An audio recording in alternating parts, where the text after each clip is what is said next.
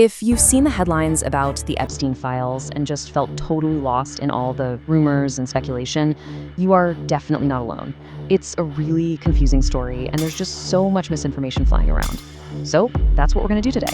We are going to cut through all that noise, look at the actual facts from the court documents, and separate what's real from what's just fiction. Let's jump in. So why this huge focus on images and videos?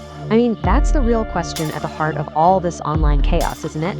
It's what literally millions of people are searching for. And figuring out why they're searching for that is the first step to understanding this whole situation. And look, this isn't just a feeling. The data backs this up in a huge way. Every single time a new set of court documents was unsealed, you could watch online searches for those exact terms. Videos and images just go through the roof. It shows you that people are hungry for the truth and they're actively trying to figure out what's real. Okay, first things first, let's build a solid foundation here. Before we can even start to bust any of the myths about what's in the files, we need to be crystal clear on what the files actually are. This is ground zero. Here's the most important thing to get straight right away. The Epstein Files are not some secret hard drive full of videos or some dramatic media dump. Not at all. They are collections of legal paperwork. Think sworn testimony, procedural court records, lists of evidence, all from civil lawsuits. It's legal bureaucracy, not a Hollywood movie plot. So, now that we know we're talking about paperwork, let's tackle that first big myth, the images. This is a classic case where a simple word used in a legal setting has just exploded into mass confusion online. Which, of course, brings us to the million-dollar question, the one that's behind so many of those online searches we just saw. Were any explicit or illegal images actually released to the public as part of these documents? The answer, based on every single verified court release, is a simple, clear, and unambiguous no. And this is really the core of the whole thing. The online expectation, what everyone was hoping or fearing they'd see, was some bombshell drop of leaked explicit photos. But in the legal world, the word images means something completely different. It can mean scanned PDF documents, heavily blacked out pages, or even just regular photos of a property used for identification purposes. It's a total case of mistaken identity. All right, let's move on to the really big one, the videos.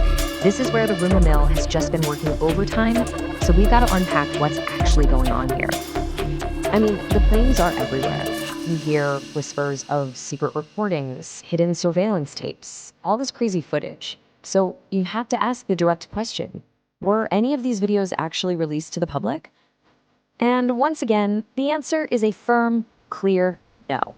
Despite all the online chatter, all the speculation, not one single verified court release contains any explicit or hidden videos. It's just not in there. So why doesn't this rumor die?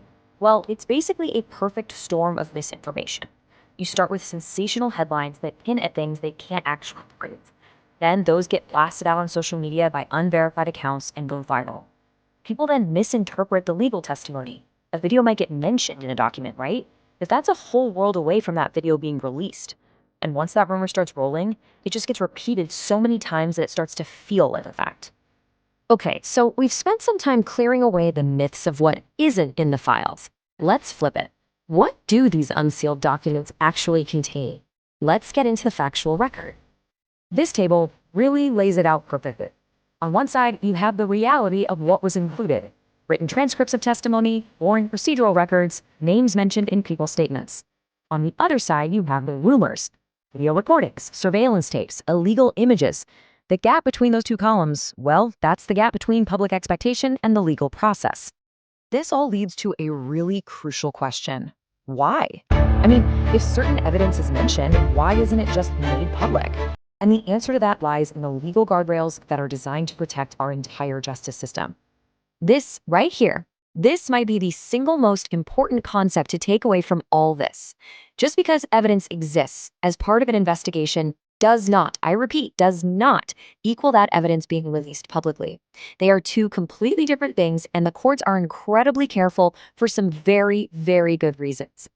And this isn't about secrecy. It's about protection. Courts and law enforcement have a fundamental legal and ethical duty to protect the identities of victims, to safeguard incredibly sensitive materials, and to maintain the integrity of their investigations. It's a massive responsibility, and they take it very seriously. And let's be absolutely clear on this point. Releasing the kind of explicit material that has been rumored about online wouldn't just be against court procedure. It would be straight up illegal. It would actively violate multiple laws that are on the books specifically to protect victims and the justice process itself. So what's the big picture here? Well, in an age of viral rumors where something can spread around the world in seconds, it is more important than ever to just take a breath and think critically about the information we're consuming. Try to find the primary sources if you can, understand the context behind a crazy headline, and, don't be afraid to question claims that just seem a little too sensational. It really is the only way we can find the actual facts.